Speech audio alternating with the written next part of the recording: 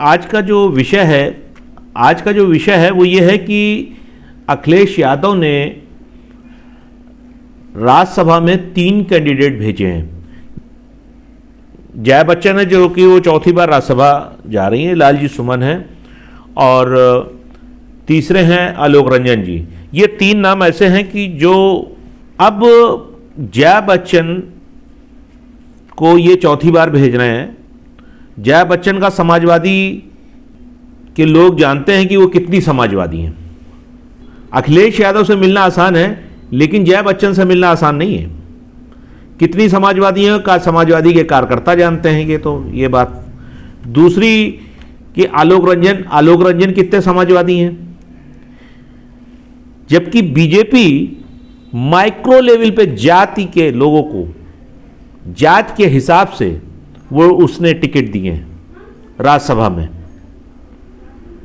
उसका एक calculation BJP का, उसने सारी जातियों को साधने की कोशिश की है, उस हिसाब से दे रहे हैं। जबकि ये चुनाव का टाइम अखिलेश यादव का ये एक नॉन पॉलिटिकल फैसला है।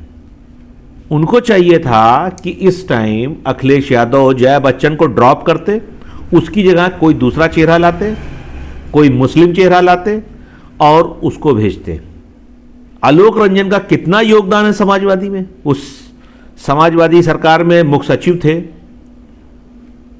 चीफ सेक्रेटरी रहे, लेकिन उनका कितना समाजवादी में योगदान है ये समाजवादी वाले लोग जानते हैं।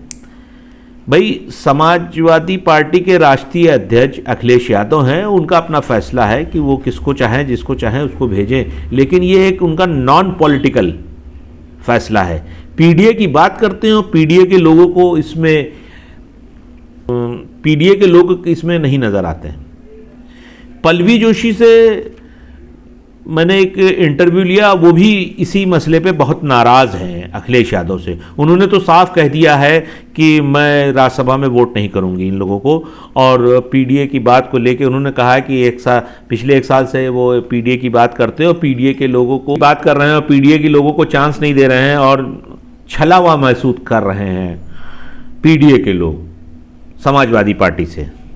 इस कॉन्फ्रेंस में मैंने एक सवाल किया था उनसे कि मैंने उनसे पूछा था अखिलेश यादव से कि क्या आप पीडीए, जो आपने पीडीए का गठन किया है, उसके मानक के अनुसार आप क्या पीडीए के लोगों को सीट देंगे? तो उनका बड़ा गोलमोल जवाब रहा उनका कि मैं पीबीएन को जानता हूं और आपको जानता हूं, आप पीबीएन का ख्याल रखें और हम पीडीए का ख्याल रखेंगे। बड़ा गोलमोल जवाब दिया था। इसका मेरे सवाल का जवाब नहीं दिया। हालांकि मैंने आज वही सवाल पल्लवी जोशी से बात करने पे पूछा तो पल्लवी जोशी भी उस बात से नाराज़ है। उन्होंने कहा कि मैं राज्यसभा में वोटिंग नहीं करूंगी, साफ कहा। और उन्होंने कहा कि छला हुआ समाजवादी ने छला है पीडीए को। आइए देखते हैं, उनके इंटरव्यू को देखते हैं और जो बात उन्होंने कही है उसको सुनते हैं। पल्लवी पटेल जी, ये बताइए कि हमने अभी कुछ दिन पहले एक उनसे अखिलेश जी से एक सवाल किया था कि पीडीए का आपने गठन किया और पीडीए के गठन के बाद आप क्या पीडीए के मानक के अनुसार आप टिकट देंगे? तो उस पर उन्होंने कोई जवाब ना देके गोलमोल जवाब दिया और कहा कि आपको मैं जानता हूं और आपके चैनल को जानता हूं, आप अपने चैनल के लिए काम करिए, मैं अपने पीडीए के लिए काम कर रहा हूँ। तो इसमें उनका कोई सही और स्पष्ट जवाब नहीं आया था, जिससे आपकी नाराजगी इससे अभी चल रहा है कि पीडीए में उन्होंने पीडीए के नाम पे जिस तरीके से उन्होंने लोगों को छलने का काम कर रहा है। तो आप ये बताएं कि उनसे इतनी नाराजगी है।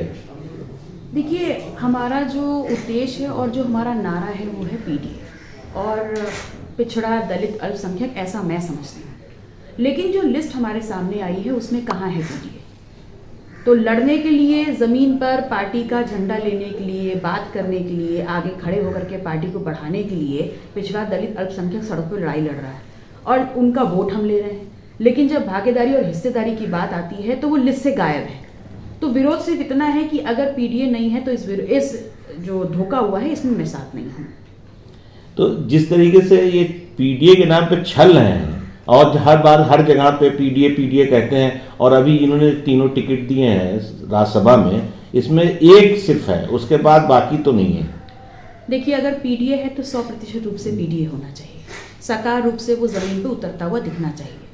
मेरा किसी को विरोध नहीं है, लेकिन साफ साफ बात यह है कि मदान लोग अगर ये कह देंगे कि बच्चन और रंजन पीडीए हैं तो हम मान तो लेंगे नहीं। हम जिनसे वोट ले रहे हैं, जिनके प्रति हमारी प्रतिबद्धता है, उनके हक और अधिकारों की, उनकी भागीदारी की लड़ाई कौन लड़ेगा? और बल्कि आपके माध्यम से मैं आह्वान करूंगी, चाहे कांग्रेस हो, चाहे समाजवादी पार्टी हो, चाहे बसपा, चाहे कोई भी अन्य पार्टी हो, वहाँ पर जितने भी गैरतमंद लोग हैं जो पीडीए में विश्वास रखते हैं, उनको इस धोखे का प्रतिकार करना चाहिए। तो क्या आप ये जो अभी चुनाव हो रहा है इसमें राज्यसभा में, इसमें तो आप जब वोट नहीं करेंगे तो व्हिप जारी होगा, कहीं ऐसा तो नहीं है कि आपकी जो है सदस्यता जाने का खतरा बन जाए? देखिए, मैं पल्लवी पटेल हूँ और ईमान की राजनीति करती हूँ।